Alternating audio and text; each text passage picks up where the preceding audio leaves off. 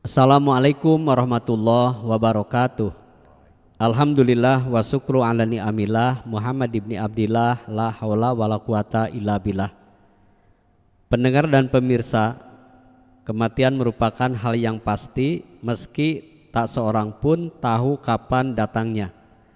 Nabi Muhammad SAW menyebut orang yang mempersiapkan dirinya untuk bekal kehidupan setelah mati sebagai orang yang cerdas. Tentu sebaliknya, orang yang tenggelam dalam nafsu duniawi disebut Nabi sebagai orang yang lemah. Sesungguhnya hanyalah tempat kita menanam bekal menuju kehidupan, yaitu dunia, dan yang kekal adalah akhirat. Pendengar dan pemirsa dimanapun Anda berada, pagi hari ini Mutiara Pagi akan mengangkat tema hidup hanya sebentar, mati sebentar lagi. Bersama narasumber kami Ustaz Dr. Andas Haji Nurdin bersama kita selama menjelang pukul 6 waktu Indonesia Barat di Mutiara Pagi. Silakan Pak Haji. Bismillahirrahmanirrahim. Assalamualaikum warahmatullahi wabarakatuh. Assalamualaikum warahmatullahi wabarakatuh. Innal hamdalillah nahmadu wa nasta'inu wa nastaghfiruh wa na'udzu billahi min syururi anfusina wa min sayyiati a'malina may yahdihillahu fala mudhillalah wa may yudlilhu fala hadiyalah. Asyhadu an la ilaha illallah wahdahu la syarikalah wa asyhadu anna Muhammadan abduhu wa rasuluh alladzi la nabiyya ba'dah. Pemirsa dan pendengar Mutiara Pagi RRI Bandung, seperti tadi yang dikatakan oleh pembawa acara bahwa kematian itu pasti terjadi. Firman Allah Subhanahu wa taala dalam Al-Qur'an, kullu nafsin za'iqatul maut. Atau disebutkan juga dalam surat An-Nisa ayat 78, aina ma takunu yudrikumul mautu walau kuntum fi burujim musyayyadah. Bahwa dimanapun kita berada, kematian pasti akan mendatangi kita.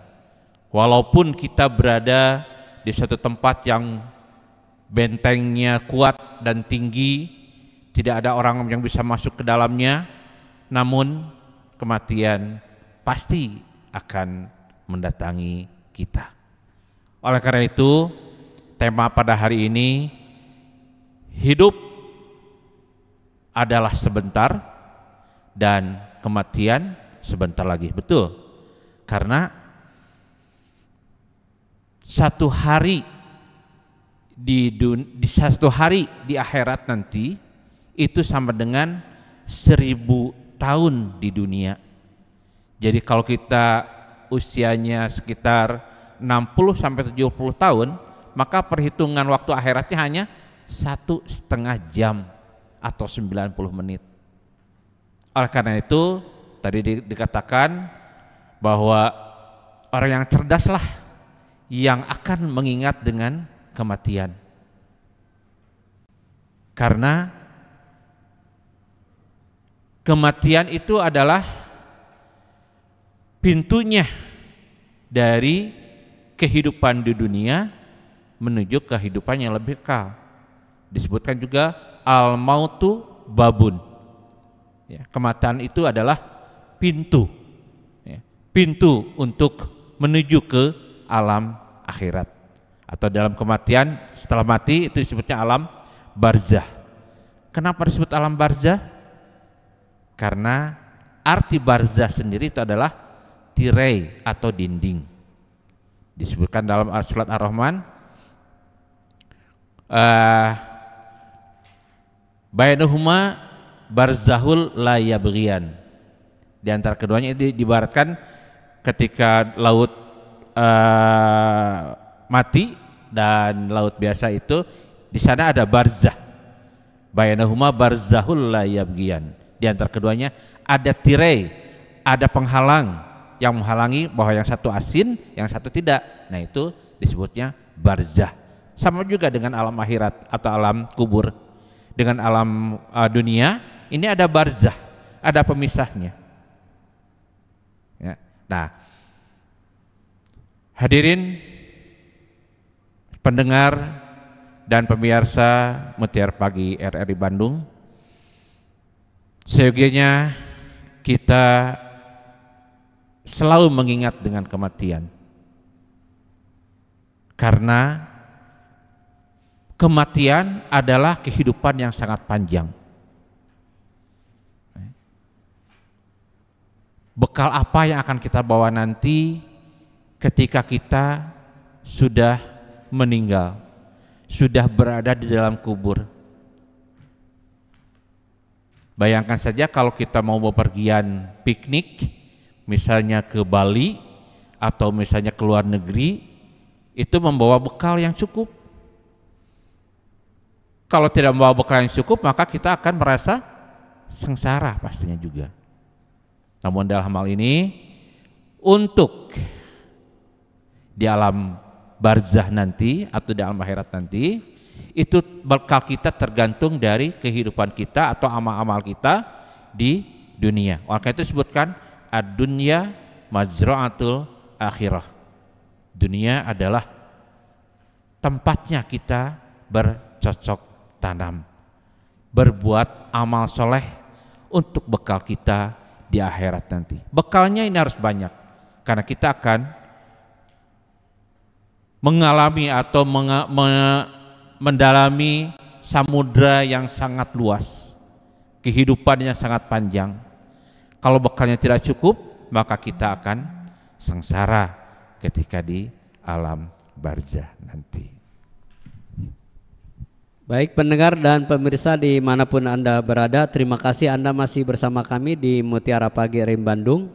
Anda bisa mendengarkan kami di FM 97,6 MHz tentu di Bandung dan sekitarnya, dan Anda pun bisa mendengarkan kami di FM yang ada di Subang, di Garut, di Purwakarta, di Tasikmalaya, di Sumedang dan tempat lainnya yang insya Allah Anda bisa mendengar. Dan tentu saja pendengar, bagi Anda yang merasa kesulitan tidak mempunyai pesawat radio, Anda bisa membuka di HP Anda, cukup mendengarkan di ponsel Anda, dibuka di RRI Digital, dan Anda pun pendengar bisa mendengarkan kami dan melihat langsung kami di Mutiara Pagi di RRI Bandung Live di YouTube RRI Bandung.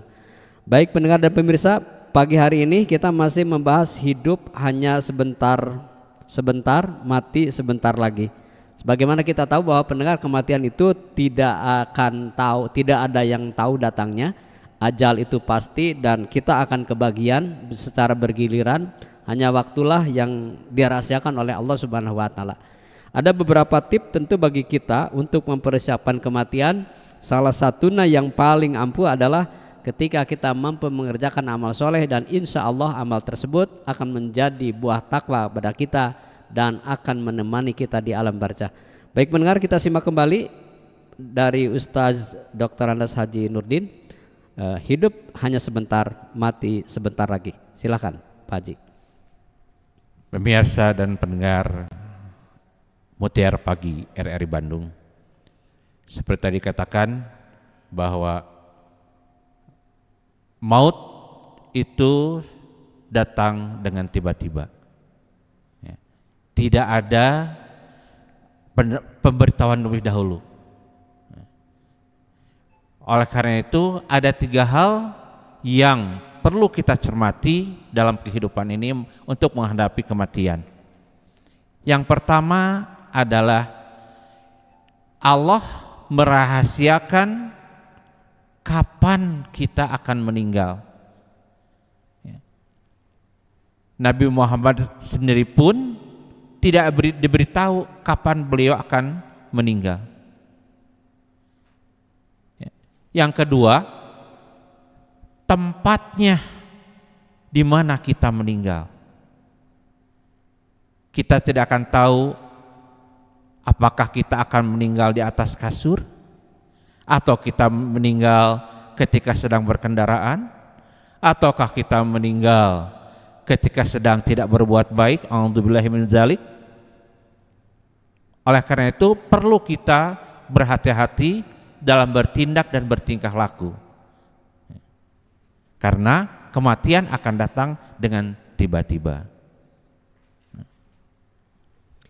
Kemudian yang terakhir, yang ketiga adalah ketika sedang apa kita ketika maut menjemput kita. Jadi pertama tempatnya, kedua waktunya, kemudian kapan atau sedang berbuat apa ketika kita menghadapi kematian tersebut. Itu perlu kita waspadai.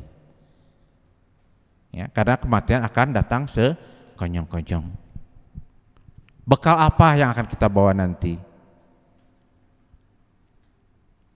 Orang masih bisa berkelit kalau hidup di dunia, tapi ketika sudah masuk alam kubur, maka tidak bisa berkelit lagi dari perbuatan-perbuatan yang sudah dia kerjakan ketika di dunia ini. Itu mungkin. Pendengar dan pemirsa, tip kedua supaya kita tidak takut lagi dengan kematian setelah ajal tiba, bahwa hendaknya kita menjauhi perbuatan-perbuatan tercela. Tentu ketika kita setelah mati, sebagaimana mengerjakan amal soleh, yang tidak kalah penting adalah menjauhi perbuatan-perbuatan tercela. Tentu perbuatan tercela meliputi keharaman dan kemakruhan.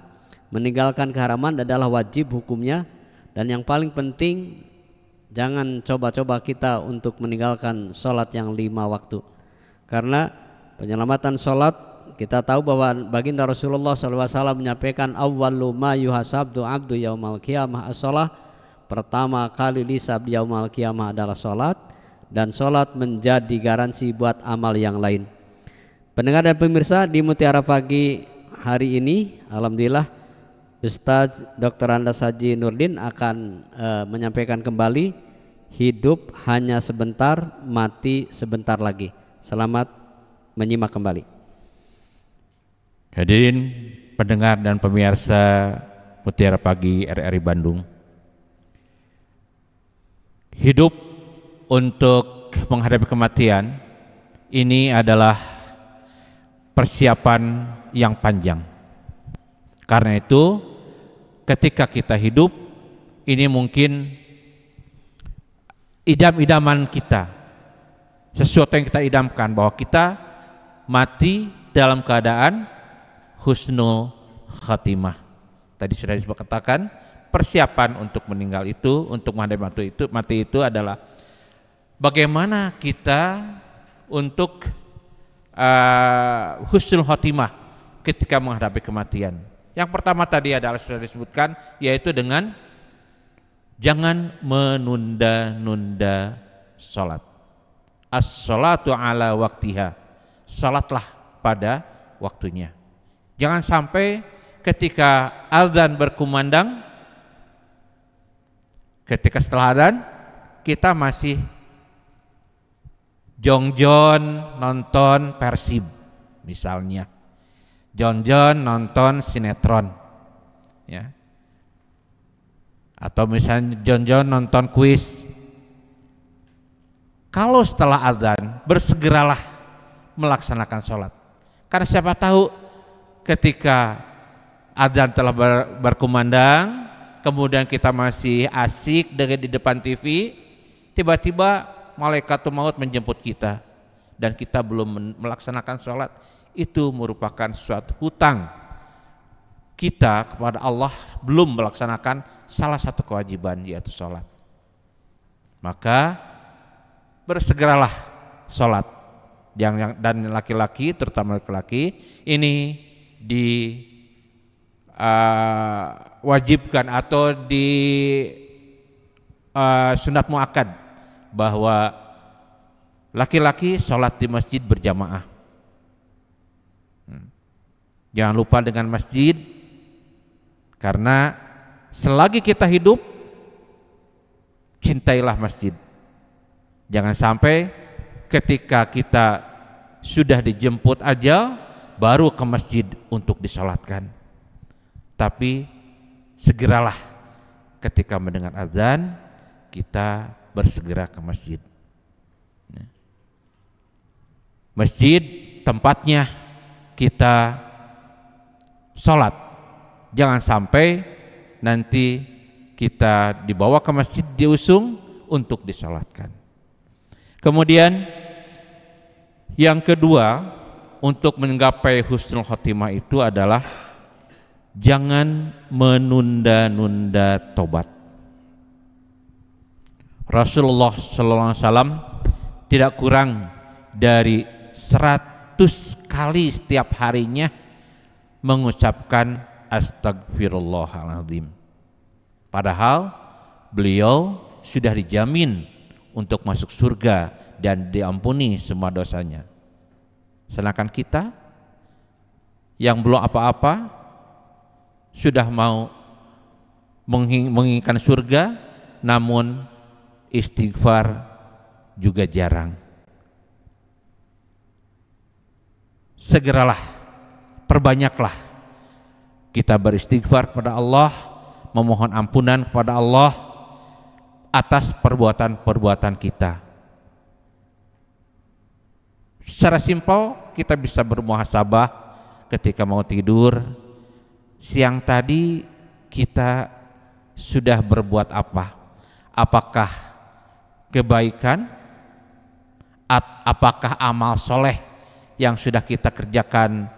Ataukah amal salah yang telah kita kerjakan? Lebih banyak mana amal soleh dan amal salahnya? Bisa bermuhasabah ketika kita tidur. Dan kita jangan lupa istighfar kepada Allah, memohon ampun kepada Allah dan juga kepada sesama manusia. Ya, kepada teman kita, kepada istri kita, kepada suami kita, kita minta maaf apabila siang tadi ketika kita beraktivitas ada kesalahannya. Kemudian untuk menggapai husnul khotimah karena bekal untuk di alam kubur nanti, yaitu jangan menganggap remeh maksiat. Pirage, jangan sampai kita mengenyampingkan dosa kecil, padahal kalau dikumpul-kumpulkan maka itu menjadi dosa yang akan menumpuk. Kemudian yang keempat, jangan menyia-nyiakan kebersamaan. Kita berkumpul dengan teman, dengan saudara, dengan kerabat, ajaklah mereka dengan berbuat baik, beramal soleh. Dengan kita mengajak pun kebaikannya atau amal solehnya sudah berimbas kepada kebaikan kita.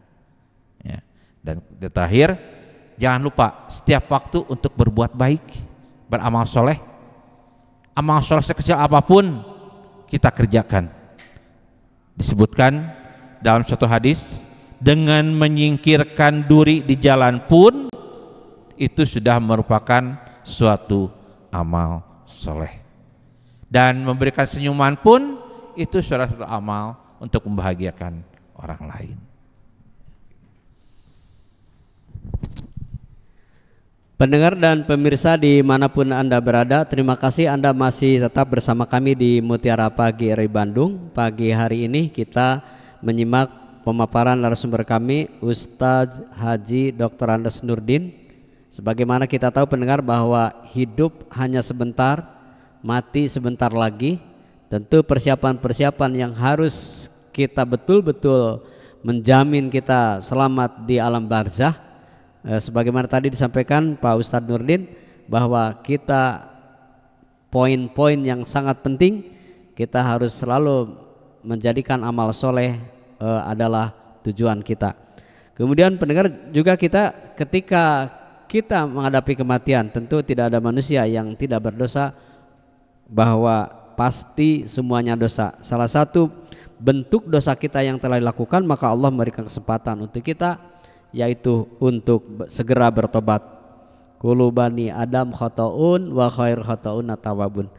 Pendengar, Sayyidina Muhammad Abdullah Al-Jordani berkata, sangat dianjurkan untuk mempersiapkan diri menghadapi kematian, tentu dengan mengerjakan amal-amal soleh, menjauhi perbuatan yang tercela, bersegeralah bertobat dan memenuhi syarat-syaratnya. Tentu ketika tobat kita hanya tobat sambal, ini tidak akan terasa dampaknya, tetapi ketika kita betul-betul bertobat dengan taubatan nasuha, salah satu syaratnya yaitu kita tidak akan mengulangi perbuatan yang telah kita kerjakan, bahwa itu adalah larangan dari Allah Subhanahu wa taala. Baik pendengar dan pemirsa, di akhir perjumpaan kita beberapa menit lagi Pak Ustadz Nurdin akan menyampaikan seperti apa lagi, bahwa ketika kita menghadapi kematian, karena kematian itu akan datang tiba-tiba. Silakan Pak Ustadz. Pemirsa dan pendengar Mutiara Pagi RRI Bandung, ketika kita sedang sakaratul maut, itu digambarkan seperti kita melihat video kita selama perjalanan hidup. Karena itu untuk sanak saudara ataupun misalnya keluarganya yang sedang menunggui orang yang sakaratul maut, itu jangan lupa untuk mentalkin orang yang sedang sakaratul maut, karena setan tidak akan henti-hentinya untuk menggelincirkan setiap manusia ketika sedang sakaratul maut untuk menjadi kafir, untuk mengingkari keberadaan Allah Subhanahu wa taala dan utusannya Nabi Muhammad sallallahu alaihi wasallam. Teruslah bimbing dengan mengucapkan kalimat la ilaha illallah Muhammadur Rasulullah, ya. Ataupun kalau terlalu panjang cukup dengan la ilaha illallah, ataupun kalau masih terlalu panjang cukup dengan Allah, Allah, Allah. Karena barang siapa orang yang meninggal dengan mengucapkan lafaz Allah, maka janji Allah adalah dia akan masuk surga. Ya. Jadi untuk para kerabat jangan lupa apabila menghadapi atau menunggui orang atau saudara yang sedang sakaratul maut untuk talkinnya. Kemudian setelah meninggal jangan lupa untuk segera mengurusinya, ya, karena dalam hadis untuk apabila ada orang yang meninggal segerakanlah dikuburkan. Jadi mengikuti sunnah Nabi, ya. Ketika meninggal langsung dimandikan, dikafani, disolatkan, langsung dikuburkan. Itu sunnahnya, ya. Gitu. Karena orang yang meninggal itu kalau dia melihat videonya ketika dia sedang sakaratul maut itu, melihat videonya, dia akan mendapatkan kebahagiaan di akhirat nanti. Dia akan berkata, segerakanlah aku kuburkan, segerakanlah aku kuburkan, ya. Tapi kalau orang yang di videonya itu berbuat jelek, maka dia akan berkata, aina tadhabun, akan dibawa kemana kami ini, akan dibawa ke kita ini, ya. Nah itu, jadi segera menguburkan itu adalah salah satu sunnah Nabi, ya.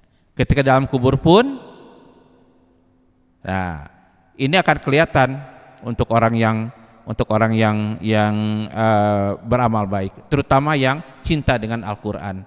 Nanti kita akan ngobrol dengan hikmah Al-Quran, yaitu dia akan ditemani oleh salah seorang pemuda atau pemudi yang sangat tampan dan bersih. Dari mulai dia dikafani, dia akan berada di tepat di dadanya, kemudian dikuburkan, juga dia menemani orang itu ketika di alam kubur, sehingga malaikat munkar dan nakir pun akan kesulitan untuk mengusir orang tersebut ketika akan bertanya kepada si mayat. Mayat itu kan si temannya itu akan berkata, silahkan munkar dan nakir menjalankan tugasnya, tapi saya akan tetap menemani mayat ini karena dia telah menjadi temanku selagi dia masih hidup. Dia selalu membaca Al-Quran, baik pagi, petang, sore, selalu membaca Al-Quran meskipun hanya satu ayat, apalagi kalau satu ain, apalagi kalau sampai tiap atau tamat beberapa kali Al-Quran, maka Al-Quran akan menemani si mayat sampai di alam kubur nanti. Ya, itu mungkin pesan dari saya yang terakhir, bahwa berbanyak amal soleh, perbanyak membaca Al-Quran untuk menemani kita ketika kita berada dalam alam kubur. Baik Pak Haji, terima kasih. Pendengar dan pemirsa, Rasulullah SAW bersabda, seorang mayat dalam kuburnya seperti orang tenggelam yang sedang meminta pertolongan. Dia sedang meminta pertolongan, menanti-nanti doa ayah, ibu, anak, dan kawan yang terpercaya. Apabila doa itu sampai kepadanya, maka itu lebih ia sukai daripada dunia berikut segala isinya. Dan sesungguhnya Allah Subhanahu wa taala menyampaikan doa penghuni dunia untuk ahli kubur sebesar gunung. Adapun hadiah orang-orang yang hidup kepada orang-orang mati ialah memohon istighfar kepada Allah untuk mereka dan bersedekah atas nama mereka. Hadis riwayat Ad-Dailami. Pendengar dan pemirsa, sampai di sini jumpa kita di Mutiara Pagi dari Bandung. Insya Allah di kesempatan lain kita akan berjumpa kembali. Subhanakallahumma bihamdika asyhadu an la ilaha anta astaghfiruka wa atubu ilaik. Wassalamualaikum warahmatullahi wabarakatuh.